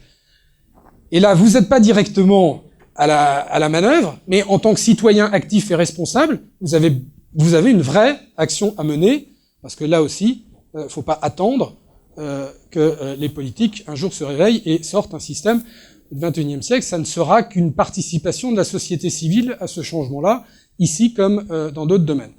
Vous avez 3 défis qui sont propres à la médecine libérale à relever, et ça, demain matin, vous pouvez les relever, vous avez besoin de personne. Et ça serait mieux de les relever parce que, et là c'est une interprétation personnelle, mais je pense que vous avez une menace existentielle dans un processus darwinien qui ramène la profession un siècle en arrière. Patrick en a parlé, mais on est peu ou prou dans la même situation, c'est-à-dire que l'évolution, comme les assurances sociales le représentaient, l'évolution structurelle du modèle fait que de toute façon, on vous laissera pas la place si vous ne faites pas évoluer la médecine libérale dans le sens voulu. Voilà, quelques penseurs qui ont dit des choses pas inintéressantes. Il n'y a de vent favorable que pour celui qui sait où il va. Ça, c'est Sénèque. Rien n'est à craindre, tout est à comprendre. Marie Curie, qui travaillait dans un secteur sensible, c'est un peu le « n'ayez pas peur » d'un autre qui a dit ça, mais c'est intéressant. Il n'y a rien à craindre. Une fois que vous comprenez ce qui se passe, vous êtes déjà bien plus fort.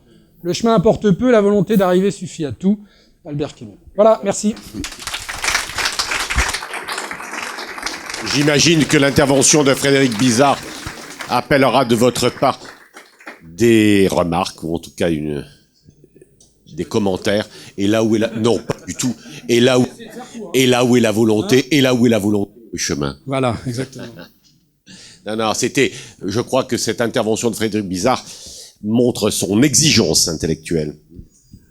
Frédéric, tu me diras où t'as trouvé tes chiffres. Ça, cette diapo-là m'intéresse. Le système hospitalo-centré, je pense qu'il faut changer complètement les mentalités. Et pour changer les mentalités, tu dis que ça change uniquement en période de crise. Je crois que la crise, on y est là. Hein, changer les mentalités, c'est éduquer les patients au bon usage de l'hôpital, n'accéder à l'hôpital qu'en ambulance ou sur un courrier d'un médecin généraliste ou d'un médecin spécialiste. Et puis c'est à la mode les chocs de mentalité. Le choc de mentalité, tu supprimes les SAMU dans les grandes agglomérations, tu mets des paramédics comme dans tous les pays industrialisés, tu supprimes l'HAD et tu donnes les moyens aux médecins libéraux, aux médecins libéraux de prendre en charge toutes les pathologies chroniques, hein, et tu modifies les études médicales pour que dans toutes les spécialités, tous les étudiants connaissent et un exercice libéral, que ce soit en médecine générale, ça se fait, et dans toutes les médecines, dans toutes les spécialités cliniques, y compris en chirurgie, etc., dans les pathotechniques lourds, là tu changes des mentalités complètement, radicalement, y compris pour ceux qui retourneront ensuite à l'hôpital. Donc ça, si tu veux, c'est... Hein, non, d'accord. Bon, alors sur le mode de financement, on pourra en parler. Il y a sûrement moyen de trouver des marges. Voilà. Et puis, vous achetez le livre de Hamon, qui va sortir ou qui vient de sortir. L'excellent bouquin de Hamon chez Anna Michel. La fin du système de santé. J'ai vu qu'il y avait une question. Oui, ma question était un petit peu identique. Quels sont les moyens que vous voyez pour la déshospitalisation de votre côté, parce que vous la voyez en tant qu'économiste de santé, économiste. Moi, j'ai pas entendu beaucoup de politiques de droite de gauche ces dernières années expliquer qu'ils voulaient déshospitaliser. J'ai plutôt l'impression que on est plutôt parti dans un système du tout hôpital. Alors deuxième point que vous avez oublié, on a quand même un gros problème en France, c'est celui de la consommation de médicaments. On consomme beaucoup trop de médicaments par rapport aux autres pays européens, et là-dessus, j'ai rien entendu du tout ce matin. Merci. Ne répondez pas, Frédéric, pour l'instant. On va prendre encore une ou deux questions, s'il y en a, non ? Merci. D'abord, bravo pour cette analyse que je trouve très pertinente, et je dois dire que votre analyse, je la partage pour 98%. Alors les 2%, c'est quand vous dites un État sans vision et sans stratégie. Et là, je m'interroge, je me dis, est-ce que vraiment vous croyez qu'ils sont sans vision et sans stratégie ? Ou alors est-ce qu'ils ont une stratégie qu'on ne dévoile pas? Parce que quand je vois des attitudes aussi dogmatiques, en contenu dans la loi de santé, je me dis quand même, il doit bien y avoir une stratégie derrière tout cela. Et quand on voit comment par exemple, est oubliée la médecine spécialisée libérale de proximité, je me dis quand même, alors qu'on a répété et re-répété à la ministre qu'elle était oubliée dans sa loi de santé et qu'elle fait toujours la sourde oreille, il doit quand même bien y avoir une stratégie derrière ça. Je crois... Oui, merci pour cet exposé. Le patient que je suis est extrêmement intéressé par tous ces débats.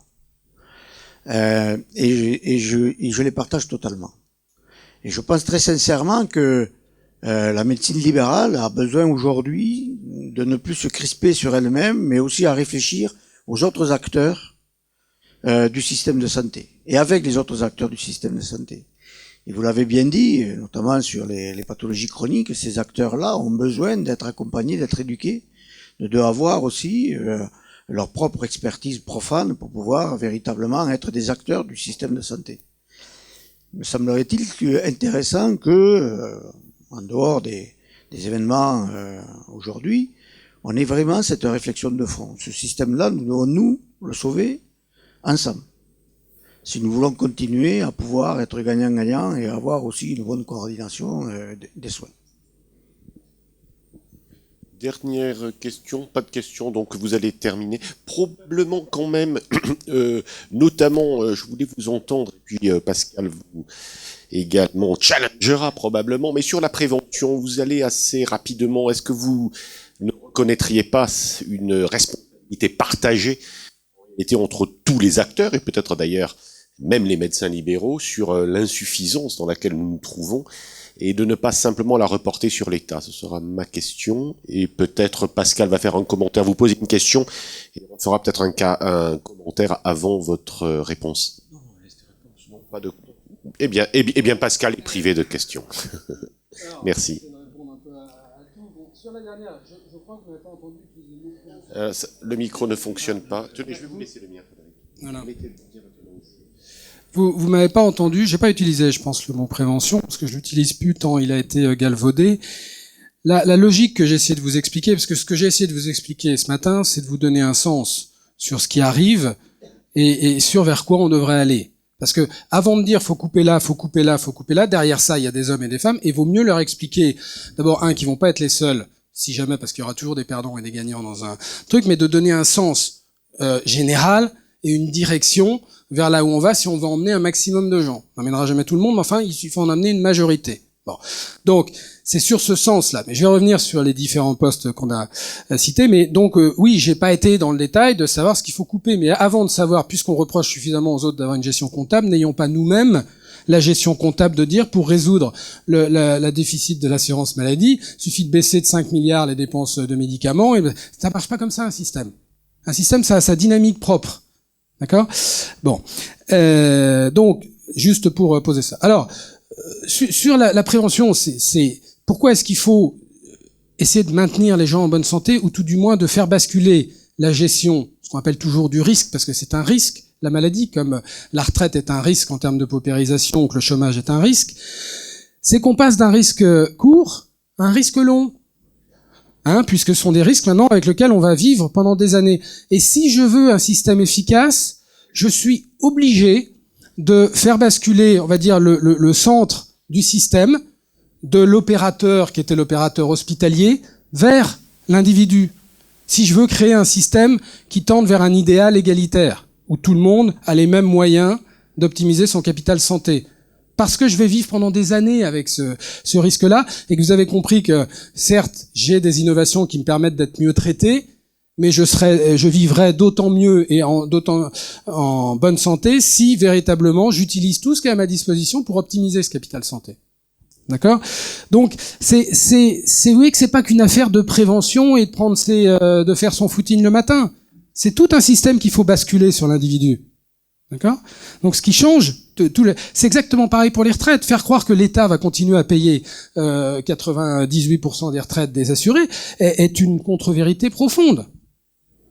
Faire croire que l'État va continuer avec simplement des allocations à résorber le chômage, c'est une contre-vérité et on le voit tous les jours. Donc vous voyez, c'est quelque chose de beaucoup plus général dans la matière dans la question de gestion du risque que de simplement de dire faut faire de la prévention.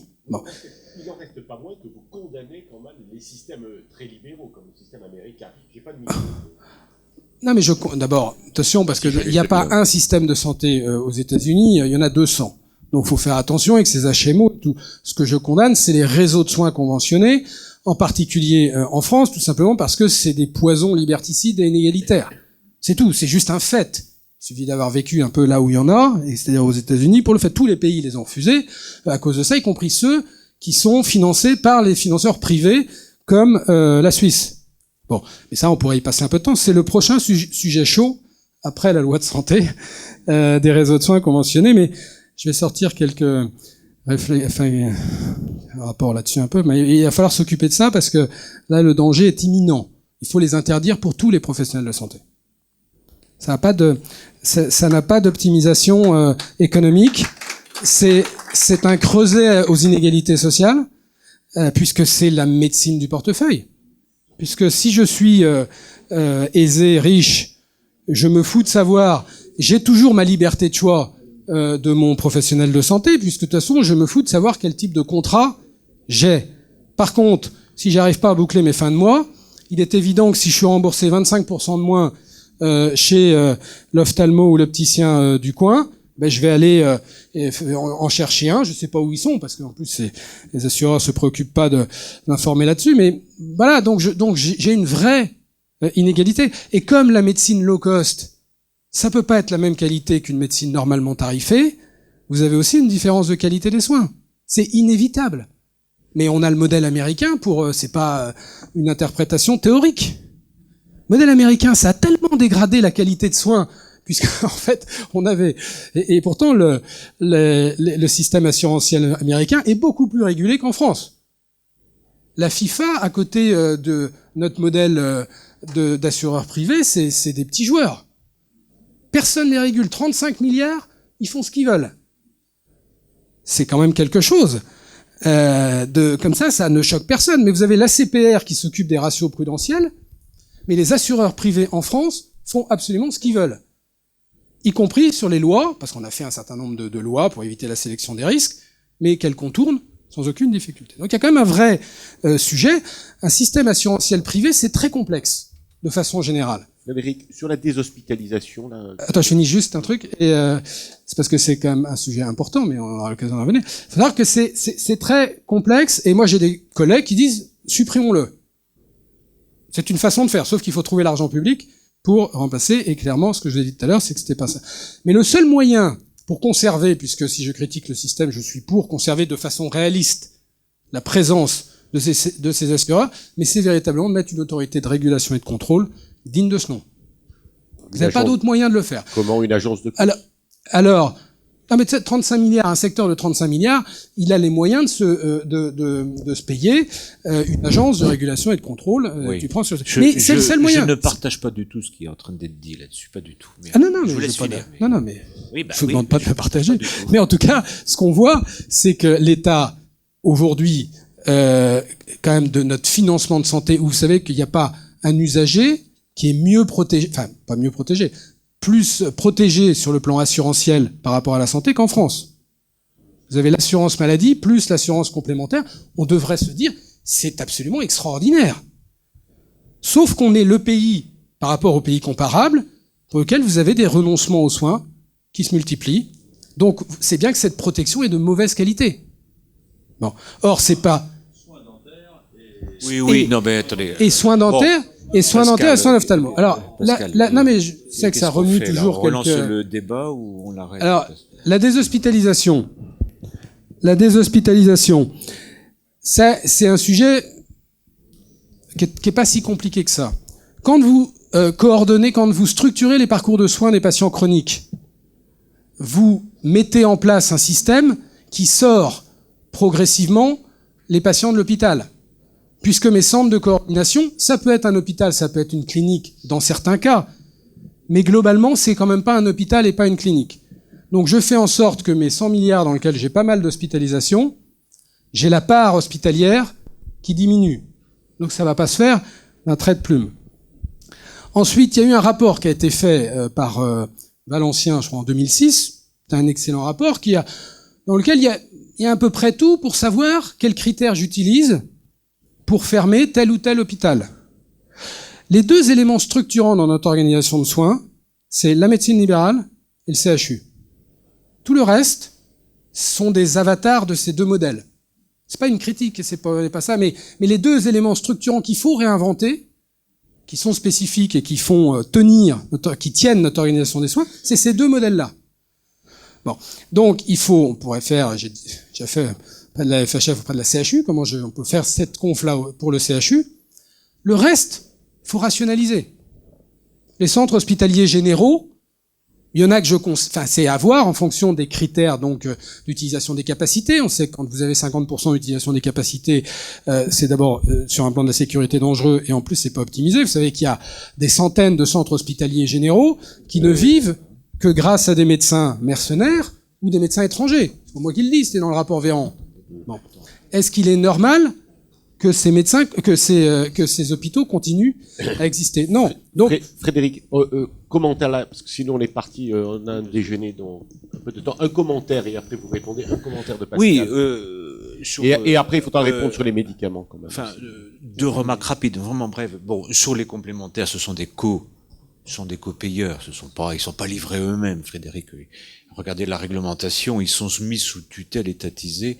Au passage, d'ailleurs, il faut peut-être cesser. Je comprends bien que pour des raisons syndicales ou électorales, notamment mon ami Jean-Paul dit qu'effectivement le tiers payant c'est les mutuelles. C'est absolument pas du tout ce qui se passe. Hein. Et ce qui se passera, c'est l'assurance maladie qui va contrôler de A à Z ce dispositif. Ou alors les réunions ministérielles auxquelles je participe n'ont aucun sens, puisque moi j'entends la DSS, il dit. Oui, non mais non. les réunions ministérielles sur le tiers payant tel qu'il est configuré, y compris sur l'aide à la complémentaire santé, c'est totalement l'assurance maladie, norme Noémie 3. Alors, Si. ça c'est premier point. Bon, Attends, deuxième remarque. Laissons, parce qu'on va pas s'en Deuxième sortir. remarque. Ou alors Deuxième remarque. ne déjeune pas. C'est sur la gouvernance. Non, mais je trouvais Deuxième commentaire de l'exposé Pascal de Frédéric tout à fait excellent. Il y a 2 points sur lesquels donc je me dissocie ça. Et puis sur la gouvernance. Je vous raconte une anecdote. J'étais directeur de cabinet du président de la CNAM pendant 8 ans. À l'époque, la CNAM existait. Le président de la CNAM existait. C'était pas comme maintenant. Il s'appelait Maurice Darlin et on allait voir Pierre Bérégovoy qui était ministre des Affaires sociales. Et c'était le moment de la dotation globale hospitalière. Pour ceux qui étaient là, ils se rappellent. Bien. Et Darlin dit, au nom du conseil d'administration de l'assurance maladie, qui était plutôt paritaire à ce moment-là, nous voulons, nous, assurance maladie, jeter un œil très significatif sur les hôpitaux. Réponse du ministre, il tend un stylo, il dit Maurice, voilà, c'est simple, jetez un œil, je te donne le stylo, tu signes les budgets, tu assumes. Je rappelle qu'il y a une fonction publique hospitalière et je n'ai jamais vu un syndicaliste être tuteur d'une fonction publique dans ce pays-là ou ailleurs. Voilà, donc c'est pour ça que nous avons des agences régionales. Elles sont peut-être trop hospitalo-centrées, peut-être trop dépendantes de Paris, mais je pense que de toute façon la solution sur matière de gouvernance, c'est les élus politiques et non pas les élus sociaux. Je pense que nous irons vers ça, et comme les modèles d'Europe du Nord où il y a quelques responsabilités. Aucun modèle n'est parfait, mais je pense que celui-là, il est pour demain. Et il n'y a plus de médecine libérale dans ce modèle. Hein. Ça vous a pas échappé que la médecine publique en Suède dont on a parlé, il n'y a pas de médecine libérale. Pas du tout. Non, non, pas du tout. Oui, mais c'est là où, comme je dis toujours, parce que moi je l'ai écrit à travers un livre, donc si je disais pas la vérité, je pense que j'aurais connu quelques tribunaux devant moi, ce que je n'ai pas connu, puisque ce que je dis n'est que factuel. Quand je dis que sur un plan commercial, sur un plan la politique de prévention, vous me parlez des complémentaires santé, c'est une plaisanterie. Non mais vous êtes d'accord que c'est une plaisanterie? Je parle pas de prévention, j'ai parlé de copaiement sur un acte sur lequel l'assurance maladie complémentaire n'a pas de prise. Mais moi je suis patron d'une mutuelle, mais je veux le tiers payant généralisé, je veux le réseau de soins. Mais c'est pas anormal que si on laisse ces décideurs qui ont leur intérêt à défendre, et c'est bien normal, ils vous mettent le tiers payant généralisé. Bien sûr que la mutualité française et que l'assureur veulent le tiers payant généralisé. Ça a pas de, ils l'assument au moins, ça, je pense. Donc bien sûr qu'ils veulent les réseaux de soins, mais ils l'ont annoncé. Monsieur Beau, je sais pas très bien. Lisez la dépêche de l'AFP. Il y a deux dépêches de l'AFP. C'est la PPL Leroux. Ils n'ont pas droit. Je rappelle, hein, mais non, mais ils ont demandé l'extension. Oui, mais ils peuvent demander ce qu'ils veulent, c'est une chose. La réalité est une autre chose. Bon, enfin, on va pas avoir un débat là-dessus. Non, mais ce que je veux dire par là, c'est que c'est logique que si on les laisse gérer le système, parce que vous parliez qu'il y avait l'État qui les déjà, mais si on les laisse, parce que non, mais si on les laisse non régulés tels qu'ils sont aujourd'hui, on va aller vers un système de plus en plus discriminant par rapport aux revenus, puisque c'est les modèles comme ça qui sont faits, c'est beaucoup moins solidaire que l'assurance maladie. Donc ça a besoin d'une régulation beaucoup plus forte. C'est pas, je remets en cause aucune personne quand je dis ça. C'est peut-être faudrait-il différencier également les formes de complémentaires entre les mutualistes et les assureurs. Non, mais ça c'est une erreur. On a 25 milliards. Pascal, on n'a pas le temps de rentrer dans ce débat. Moi, je veux bien qu'on rentre, mais on y passe une demi-heure. Tu nous lâches une demi-heure. Dans les assurances pour lesquelles le système de santé est un moyen d'appel, c'est ça que...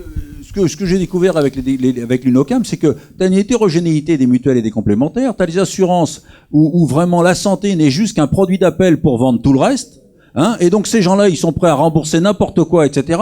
Et puis tu as des mutuelles où quand même faut reconnaître 5% de frais de fonctionnement, hein, et l'État qui leur permet de ne pas afficher les frais de gestion, souviens-toi. Non, mais enfin quand même. Enfin, Jean-Paul, l'opposition, on peut se dire ça, l'opposition quand même aux complémentaires, même de la part des médecins, est assez récente. Bah attends, elle est récente parce que les mutuelles. Vous avez réclamé pendant très longtemps que les mutuelles s'engagent plus pour mieux rembourser. Non, mais c'est l'État qui s'est désengagé du remboursement. Juste un point, parce je voudrais également. Voilà. On a encore quelques minutes de débat si vous le voulez bien. Je voudrais quand même que vous répondiez également, parce que ça va bien au-delà en réalité du seul aspect des médicaments, c'est notre ami vous posait une question sur les médicaments. Mais juste parce que ça c'est un point assez, encore une fois, qui est assez fréquent, c'est de se dire c'est pas la même logique. Je suis très favorable à l'économie sociale et solidaire. Je Je pense que c'est une vraie place et on doit la développer. Maintenant, il y a juste une petite erreur, c'est de croire qu'il faut moins réguler le secteur non lucratif que le secteur lucratif. C'est l'inverse. Je citais la FIFA tout à l'heure parce que c'est édifiant. Vous avez une petite association d'une centaine d'années créée en France selon la loi de 1901, qui est arrivée à faire des revenus aujourd'hui de 5 milliards d'euros, avec un président qui a à peu près corrompu la moitié de la planète et qui a un salaire de 15 millions d'euros. Il n'y a pas un groupe du CAC 40 qui se permet d'avoir un salaire de cette façon-là. Pourquoi ? Parce qu'en fait, le secteur privé lucratif est beaucoup plus régulé par des actionnaires professionnels. Et vous croyez que si vous croyez que les boîtes du CAC 40 peuvent se permettre ce qu'elles veulent, vous vous trompez. Alors que, par nature, le secteur non lucratif est moins régulé en interne. Donc, il nécessite... Mais non, mais c'est... Frédéric, excusez-moi, il y a un machin qui s'appelle solvabilité 2, il y a un machin qui s'appelle ça n'a rien à voir, solvabilité... c'est des ratios prudentiels. Non, mais il y a plus que des ratios prudentiels, il y a des fonds de roulement, il y a des modèles de gouvernance. Mais il y a une... Bon, écoutez, en plus, j'attire votre attention sur le fait que tous les complémentaires sont fiscalisés, y compris les mutuelles, y compris les associations. Bon, moi, je veux bien qu'on rentre dans ce débat, mais on va y passer 4 heures. Mais hein. mais voilà, bon, mais c'est pas l'objet de notre débat, là. Je crois qu'on est en train de sortir un peu du champ, il me semble. C'est même un objet de demain pour les médecins. C'est ça qui est important. Mais de toute façon, on va avoir une multiplication probablement de financeurs demain, et on en parlera probablement dans la table ronde cet après-midi. Oui, cet après-midi, mais vous l'avez déjà. Oui, bien sûr qu'on les a, mais ils ne sont pas... nous, aujourd'hui, on ne contractualise pas de façon un peu directe avec eux. Et probablement qu'à l'avenir, on va contractualiser avec un ensemble d'acteurs que nous ne connaissions pas hier ou aujourd'hui. Et donc c'est tout l'enjeu, et c'est pour ça que Frédéric a d'un certain côté raison, dans la mesure où il y a un élément que nous devons prendre en compte, nous, qui est effectivement la contractualisation demain avec l'ensemble de ces acteurs. La question, c'est est-ce que vous le souhaitez ou est-ce que vous le souhaitez pas? Parce que tous les messages qui ont été diffusés ces dernières années, c'était vous ne le souhaitez pas. Je suis d'accord. Deuxièmement, l'État ne le souhaite pas et l'assurance maladie ne le souhaite pas. Ça fait beaucoup de gens qui ne le souhaitent pas. Oui, mais aujourd'hui, les médecins... Ne venons pas fantasmer un modèle qui n'existe pas, qui peut peut-être demain exister selon certaines conditions, et là je rejoins Frédéric là-dessus, mais je parle de la réalité prosaïque. Aujourd'hui, à l'heure où nous parlons, jamais les complémentaires n'ont été aussi régulés, encadrés, étatisés, fiscalisés, oui, non mais fiscalisés, etc., etc. Mais Pascal, vous savez très bien que demain, pour que la médecine serait là dans la salle, il se marrait, il est nécessaire qu'elle trouve d'autres acteurs pour contractualiser demain et construire... Cher ami, d'accord, mais aujourd'hui, nous ne sommes pas dans cette situation. Mais nous, si, c'est aujourd'hui, parce que c'est aujourd'hui que ça se joue. Oui, peut-être, mais c'est pas... Il suffit de voir les... Non, mais... Enfin, Patrick, vous ne découvrez pas quand même les assurances et les mutuelles aujourd'hui. J'espère. Non, mais... Les expériences... Ils sont tellement bien régulés que... Regardez les tableaux de garantie. Non, mais regardez les tableaux de garantie. Il n'y a pas un Français qui est capable de comprendre un tableau de garantie tel qu'il est fait. Mais c'est quoi? C'est un hasard? Si je vends quelque chose et je fais en sorte que mon usager ne soit pas capable de comprendre et de choisir. Frédéric, attendez, ne dites pas cela parce que c'est complètement inexact. Les différences entre les complémentaires, mais je vous le confirme. C'est soit sur les forfaits prothétiques, ok, soit sur les dépassements tarifaires. Alors après, vous avez des petits zinzins. Sur la prévention, un forfait de prévention, etc., ou un peu d'automédication. Pour le reste, pour l'essentiel, à 90%, je rappelle que les complémentaires ne prennent en charge que 900 millions des 2,5 milliards de dépassements tarifaires. C'est pas moi qui le dis, c'est l'adresse et c'est vous-même ou c'est d'autres. Bon, c'est pas avec 900 millions sur 35 milliards d'euros qu'on fait de la dérégulation généralisée. Ça, excusez-moi, ça c'est un propos de tribune. Faut être sérieux à un moment donné et extrêmement précis. Donc, demain, peut-être qu'il y aura d'accord. Mais pour l'instant, encore une fois, je me répète, la position des organisations syndicales de médecins, de l'État et du gouvernement, y compris d'ailleurs la mutualité, gueule suffisamment sur le projet de loi de santé. Le discours d'Étienne Cagnard la semaine prochaine, quand il va recevoir le chef de l'État, ça va être assez croquignolesque. C'est certainement pas la situation telle qu'elle est décrite. Peut-être qu'un jour on y viendra, j'en sais rien. Vous le souhaitez pas, moi-même peut-être que non, et eux ne sont pas forcément si enchantés de cela. Mais bon. Ça n'empêche, attends. Pascal, excuse-moi, je te rends le micro après, je te promets. Mais ça n'empêche que les mutuelles ne rendent pas chaque année 5 milliards aux Français, 4 milliards 8 exactement. Donc là, il faut quand même en terminer. 5 milliards, ça veut 4 milliards 8. Frédéric qui a écrit un bouquin là-dessus pourra t'en parler plus précisément. Les frais de gestion des mutuelles, les investissements des mutuelles dans des trucs absolument exotiques. Là, il y a des dépenses absolument pharaoniques. Mais attends, t'es libéral ou t'es bolchevique, toi? Ouais, c'est-à-dire que je pense que franchement, cette conception étatiste, unicitaire des choses, c'est quand même irrespirable. Non, mais je vais dire que quand je vois le président de la Matmut qui a 8 Porsche dans son garage, qui finance des rallyes Porsche, avec le pognon des la bagnole, ça rend un petit peu nerveux. Arrête. Alors, je vais peut-être reprendre ce micro, Didier, ça va aller, parce que celui-là ne fonctionne pas. Oui. Alors maintenant, sur les médicaments, vous n'avez pas répondu, Frédéric. Alors c'est en 10 secondes. Non mais les médicaments font partie de la réforme générale qu'il faut faire. Il y a plusieurs problèmes avec les médicaments. Il n'y a pas qu'un problème de consommation.